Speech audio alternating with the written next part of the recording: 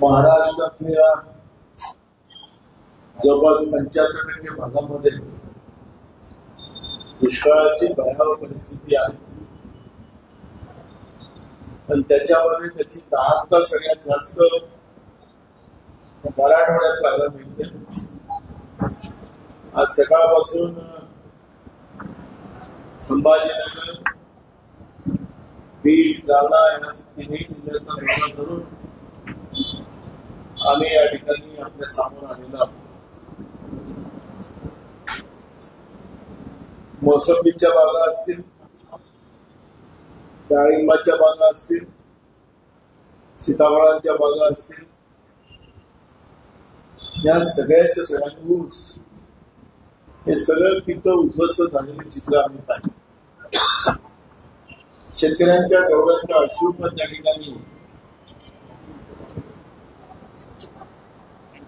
शेतकऱ्यांना ढसाढसा करताना आम्ही पाहिलं. आम्ही शेतकऱ्यांना धीर दिला. मुख्यमंत्र्यांना फोन लावले, मुख्यमंत्र्यांचा फोन नॉट रिचेबल येत आहे. त्या जिल्ह्यातल्या पालकमंत्र्यांना फोन लावले, त्यांचे फोन नॉट रिचेबल येतात. कोणी विदेशात आहे, कोणी सुट्टी मानवत आहे. आणि मराठवाड्यामध्ये नव्हे तर महाराष्ट्रामध्ये शेतकऱ्यांच्या मोठ्या प्रमाणात आत्महत्या होतात. लोकांना पिण्याचं पाणी 15-15 दिवस, काही भागामध्ये महिना पिण्याचं पाणी मिळत नाही, ही पण परिस्थिती आहे. टँकर माफियाची निर्मिती शासन आणि प्रशासनाच्या माध्यमातून केली जाते, हे चित्र या ठिकाणी आम्हाला पाहिजे. नोव्हेंबर महिन्यामध्ये सरकारला आम्ही विधानसभेने समजून सांगितलं होतं की यावर्षी काही भागामध्ये पाऊस कमी पडलेला आहे. यावर्षी पिण्याच्या पाण्याचा, जनावरांच्या चाऱ्याचा प्रश्न निर्माण होणार आहे. त्याचं नियोजन आतापासून करा.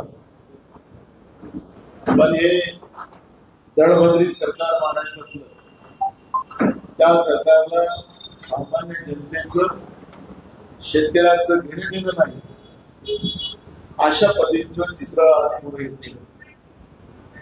मी आताच आमच्या कमिशनर ऑफिसला सांगितलं, तिथल्या अधिकाऱ्यांना सांगितलं की जेव्हा यावर्षी पाण्याचा प्रश्न निर्माण होणार होता, तर आपल्याला गोदावरीला पाणी थांबवताना असते, या भागाच्या अनेक नद्यांना पाणी थांबवताना असते. आपण सिमेंटच्या टोटीमध्ये रेती टाकून आपण पाणी उडवत होतो, त्याची आपल्याकडे परंपरा राहिलेली आहे.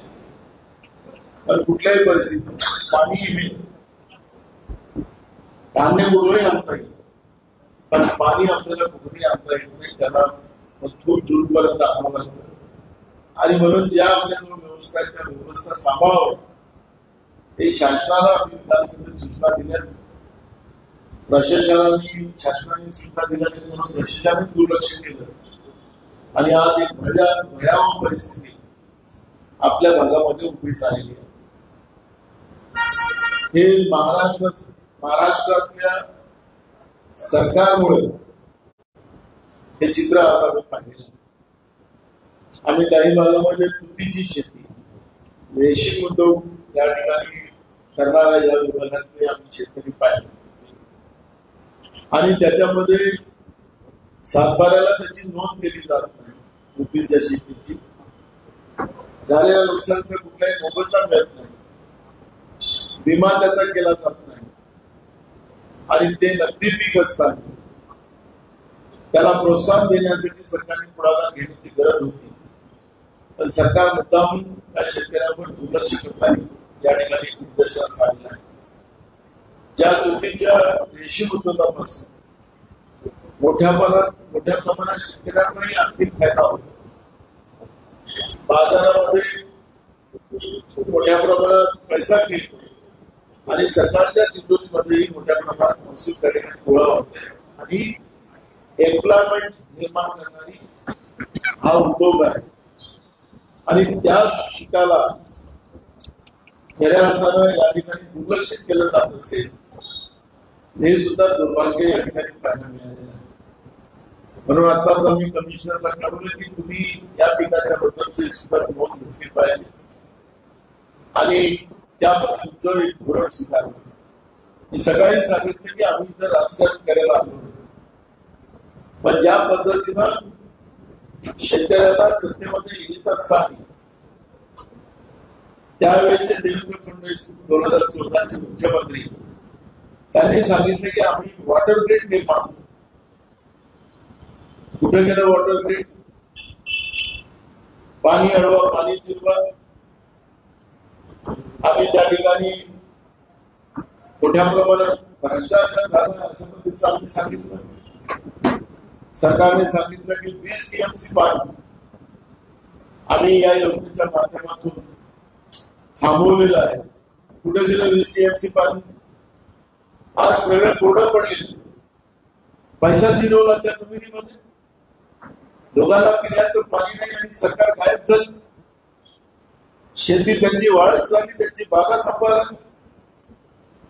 असं घोटाळं भाजप सरकार, भाजप सरकार या महाराष्ट्रामध्ये शेतकऱ्यांनी, गरिबांनी, सामान्य माणसांनी पाहिलेलं हे सरकार पहिल्यांदा पाहतं. आणि म्हणून बघ पुन्हा निवडणूक आहे, त्याच्यामध्ये पुन्हा वॉटर ग्रीडची घोषणा होईल. पुन्हा तेच सांगतील की आम्ही पाणी अडवलं होतं. तिथं कुठल्याही याच्यात, सगळ्या याच्यावर होणार, तिथं कुठेही पाणी अडलेलं नाही. पाण्याचं स्टोरेज पण वाढलेलं नाही. जमिनीमध्ये 350, 400, 500 फूट बोर करून सुद्धा पाणी लागत नाही. अशी परिस्थिती या भागामध्ये आहे. आणि म्हणून पाणी अडवा, पाणी चिपाट होतं. सरकारचे तिजोरीतले पैसे, जनतेच्या कामाचे पैसे आपल्या बदलबच्च्यांना लुटून देण्यासाठी योजना काढली होती का? त्याचे आरोप अनेकदा झाले. स्वतःच मला तर कळत नाही की कधी कधी सरकार स्वतःलाच क्लीन चिट देऊन टाकते. आता वस्तुस्थिती पाहिल्यानंतर आता क्लीन चिट द्यायला येणार मला इकडे योजना केलं, पण ते सरकार येणार नाही. कारण की आता विदेशात थंड हवा खायला गेलेली आहे. आणि म्हणून या सगळ्या गोष्टीला शेतकऱ्यांनी आणि या भागातल्या जनतेने आता डोक्यात ठेवलेला आहे. आणि यांच्या किती घोषणा झाल्या तरी सुद्धा आता कोणी ऐकणार नाही. याला जनता धडा शिकतो. आणि म्हणून मी सरकारला तुमच्या माध्यमातून सांगू इच्छितो की आज पिण्याच्या पाण्याची व्यवस्था आणि स्वच्छ, ज्या संभाजीनगरमध्ये आपण आहोत त्याही संभाजीनगरमध्ये स्वच्छ पिण्याचं पाणी मिळत नाही. इथेही माफिया आलेली आहे. नळ योजना आहे. मोदीजी सांगायचे हर घर में जल, हर घर में नल, नल में जल, सबको घर. आता घरही मिळाले नाही, ना जलही मिळालं नाही. नळ घरच नाही तर नळ कुठून, नळ नाही तर जल कुठून, अशी परिस्थिती आहे. आणि म्हणून मी आपल्याला या निमित्तानं सरकारला तुमच्या माध्यमातून सूचना देतो की ही राजकारणाची वेळ नाही. तातडीनं शेतकऱ्यांच्या फळबागांना 2 लाख रुपये पर हेक्टरी आर्थिक मदत आपण दिली पाहिजे. शेतकऱ्याला उभं राहण्यासाठी त्यांना तातडीनं मदत केली पाहिजे. कारण की या पिकामध्ये जवळपास मोसंबीच्या बागेला 4 ते 5 वर्ष त्याला लहान मुलासारखं त्याला मोठं करावं लागतं. आणि आता बागा फळ देणार आणि त्या शेतकऱ्यांच्या घरातली आर्थिक स्थिती बदलणार. आणि आज कोरड्या या दुष्काळामुळे सगळ्या बागा जळलेल्या आहेत. आणि म्हणून याला 2 लाख रुपये हेक्टरी तरी शेतकऱ्यांना तातडीनं सरकारने मदत करावी. तोडबंदी मदत अजिबात करू नये. मग आपलं मोसंबी असेल, डाळिंब असेल, सीताफळ असेल, तुतीची शेती असेल, त्या सगळ्या शेतकऱ्यांना त्या पद्धतीची मदत करावी अशी मागणी काँग्रेसच्या वतीने आम्ही करतो. आणि जे आता बियाणाचा तुटवडा, कृत्रिम तुटवडा जो सरकारच्या वतीने केला जातो, आणि याच्यामध्ये सुद्धा मला काही ठिकाणी तक्रारी आल्या की सरकारच्या मंत्र्यांचं त्याच्यामध्ये कमिशन खोरी या बियाणामध्ये, कारण ते ब्लॅक मार्केटिंग मध्ये विकला जातं.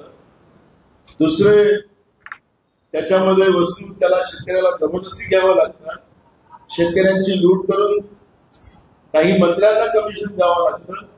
अशा पद्धतीनं काही कृषी केंद्रांनी ज्या मालकांनी मला तक्रारी केल्या, काही शेतकऱ्यांनी तक्रारी केल्या हे मेलेल्याच्या टाळूवरचं लोणी खाण्याची पद्धत जी आहे ती तात्काळ थांबवली पाहिजे. चांगल्या दर्जाचं बियाणं आणि बियाणं देऊन त्या ठिकाणी ही जी ब्लॅक मार्केटिंग चालणार आहे ती तातडीनं थांबवली पाहिजे. ही भूमिका काँग्रेस पक्षाची आहे. आपल्याला माहितीसाठी सांगतो, आज बियाणाचं MRP जी आहे ती 864 रुपये आहे, पण ती बाजारात 1000 रुपयांच्या भावाने विकली जाते. कापसाचं बियाणं आपल्याला माहित असेल की ज्या कंपन्या आहेत त्या कंपन्या तुलसी असेल, रेनबो असेल, JS असेल, पद्दा असेल, अशा या कंपन्या ज्या आहेत या सगळ्या कंपन्यांच्या माध्यमातून मोठ्या प्रमाणात लूट होताना आपण पाहतोय. त्याचे कमिशनचे रेट सुद्धा आम्हाला लोकांनी दिलेले आहेत, पण त्याच्यावरची आज तुमच्या समोर चर्चा करणार नाही. पण मी तुम्हाला सांगतो की सरकारने शेतकऱ्यांना लुटणं आणि शेतकऱ्यांना उद्ध्वस्त करणं हे थांबवलं पाहिजे आणि तातडीनं या ठिकाणी शेतकऱ्याला न्याय देण्यासाठी आणि ज्या गावाला पिण्याचं पाणी नाही त्या गावाला शुद्ध पिण्याचं पाणी देण्याचं काम सरकारच्या वतीने करावं. आपण पाहिलं की चोलो मंडल विमा योजना ज्या पीक विमा त्या कंपनी काढलेली आहे, कंपनीचं नाव आहे, त्या मित्रांच्या कंपन्या, आम्हाला त्याच्यावर जायचं नाही. पण आपण ज्या पद्धतीने शेतकऱ्यांच्या पिकाचं नुकसान झालं त्याला पीक विमा सुद्धा मिळाला पाहिजे, ही पण एक मागणी आहे. आणि ज्या पद्धतीने विठ्ठल दाभाडे या शेतकऱ्याला पीक कर्ज देण्यासाठी बँकेच्या अधिकाऱ्याला लाच द्यावा लागत होती आणि तो लाच देऊ शकला नाही म्हणून त्याची पीक कर्जाची केस रद्द करण्याची धमकी त्या अधिकाऱ्यांनी दिली आणि त्याच्यामुळे तो शेतकरी अडचणीत आला आणि त्यांनी आपला जीव गमावला, आत्महत्या केली. हे जे सगळे प्रकार होतात हे पुन्हा विठ्ठल दाभाडे नावाचा शेतकरी आत्महत्या करणार नाही. या पद्धतीच्या उपाययोजना सरकारने तातडीनं कराव्या. ज्या अधिकाऱ्यामुळे ही सगळी घटना झाली त्याच्यावर तातडीनं कारवाई करून पुढच्या काळात अशी घटना होणे याची काळजी घेतली पाहिजे, नाही तर सरकारवर गुन्हे दाखल करा. कारण की सरकारच या सगळ्या व्यवस्थेला प्रोत्साहन करते हे या ठिकाणी आम्हाला सांगावं लागेल आणि आम्हाला पोलीस स्टेशन मध्ये जाऊन सरकारच्या विरोधात गुन्हे दाखल करावा लागेल. ही वेळ उद्भवू नका हेही आम्ही या निमित्तानं या ठिकाणी सांगतोय. मी आजच्या या दौऱ्याने पुन्हा आमचं सध्या आता 4 तारखेच्या निकालाचं मतगणना आणि या सगळ्यांची तयारी चाललेली आहे. हे झाल्यानंतर पुन्हा आम्ही दुसऱ्या टप्प्यामध्ये आम्ही पुन्हा या भागाच्या दौऱ्याने येणार आणि पुन्हा या कमिशनरेट मध्ये अनेक जिल्ह्यामध्ये अजून जाणार आणि सरकारने समजा या सगळ्या उपाययोजना पूर्ण केल्या नाही तर काँग्रेस शेतकऱ्यांबरोबर आणि सामान्य माणसाबरोबर रस्त्यावरची लढाई लढेल हे सुद्धा मी आवर्जून या ठिकाणी सांगेल आणि सरकारला सर्व करून केल्याशिवाय आम्ही सोडणार. प्रश्न विचारला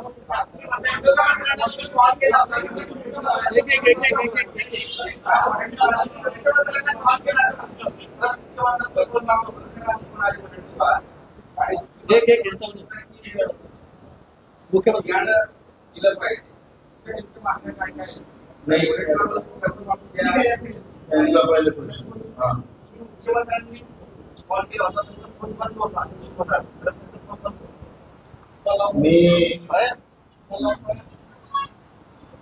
मी असं सांगितलं त्याच्यामध्ये त्यांना फोन पण लावला आणि त्यांचा नंबर पण मी सांगितला तुम्हा सगळ्यांना. त्याचा नंबर काय आहे ते पण सांगितलं.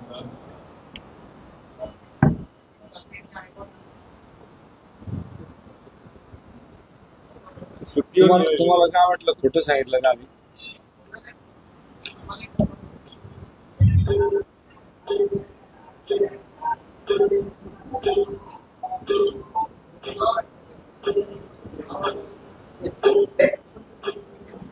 म्हणता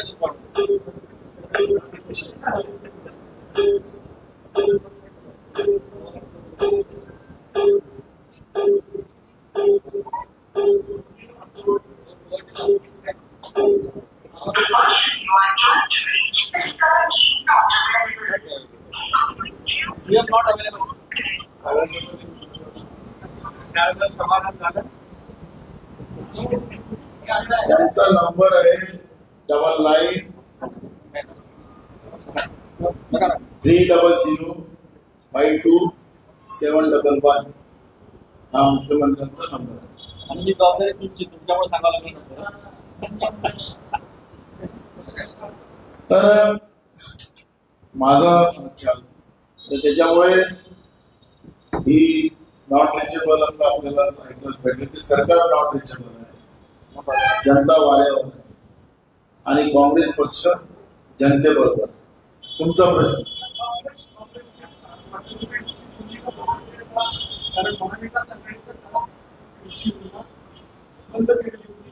नाही.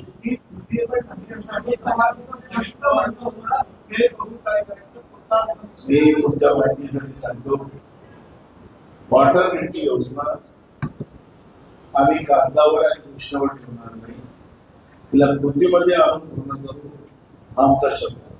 त्याच्यामुळे कारण मी तुम्हाला अजित पवार आता कुठे आहेत काय त्याच्याबद्दल काही मला बोलायचं नाही, खूप लागेल. त्याच्यामुळे मी चर्चेत आहोत. मी तुम्हाला सांगितलं मी तर राजकारण करणार, वस्तुस्थिती मी तुमच्या समोर मांडणार. ज्या घोषणा देऊन हे सरकार आलं होतं, फडणवीसाचं सरकार आलं होतं, तुम्ही 75,000 कोटीचं कर्ज घेऊन तुम्ही समृद्धी मार्ग केला, अजून त्याच्यावर कर्ज घेतलं.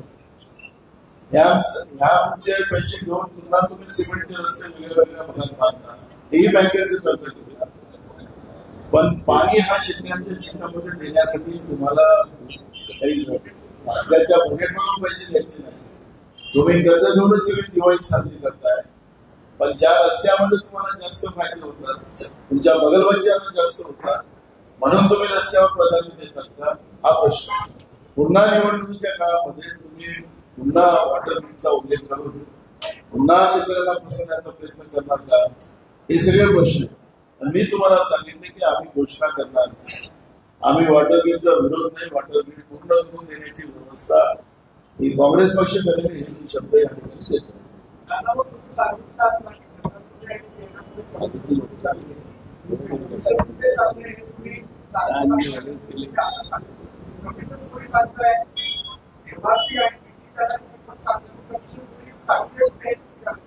मला मी सांगितलं की MRP 860 रुपये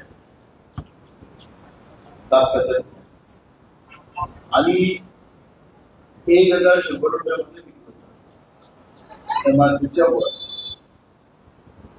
हा एवढा मोठा तापमान चाललेला आहे, हे सगळं दिसते, सगळं दिसत असतं आणि सरकार का चूप आहे. पण शेतकऱ्यांनी मला चिठ्ठी लिहून दिली की हे सगळी कमिशन कोणी चाललेली आहे.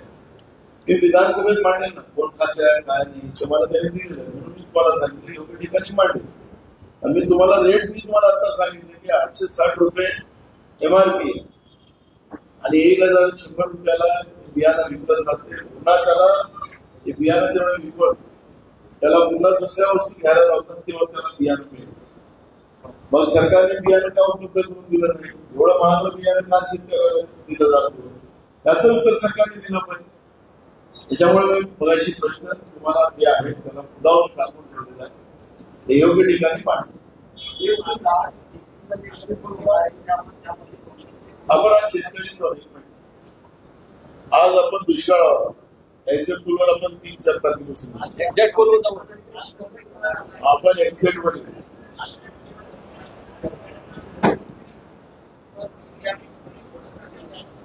बिलकुल बरोबर. पहिले कर्जमाफी झाली पाहिजे, मोफत बियाणं मिळालं पाहिजे, खत मिळालं पाहिजे. 2, तिसरं फळबागा सरकारने पुन्हा त्यांना उभ्या करून दिल्या पाहिजे. 2012 मध्ये आमच्या सरकारने त्यांच्या शेतातलं फळबागा जिवंत राहण्यासाठी पाण्यावर सुद्धा खर्च सरकारने केला होता. त्याला मिंचिंग करण्यासाठी सुद्धा योजना दिल्या होत्या. फळबागा उभा करण्यासाठी पैसा सरकारने दिला होता आमच्या सरकार. त्याच्यामुळे फळबागा उभ्या करून देण्याचं काम सरकारने करावं आणि ते पूर्ण सरकारने त्याचा खर्च उचलावा ही मागणी आमची आहे. त्यामुळे याच्यामध्ये कुठलीही दबाव नाही.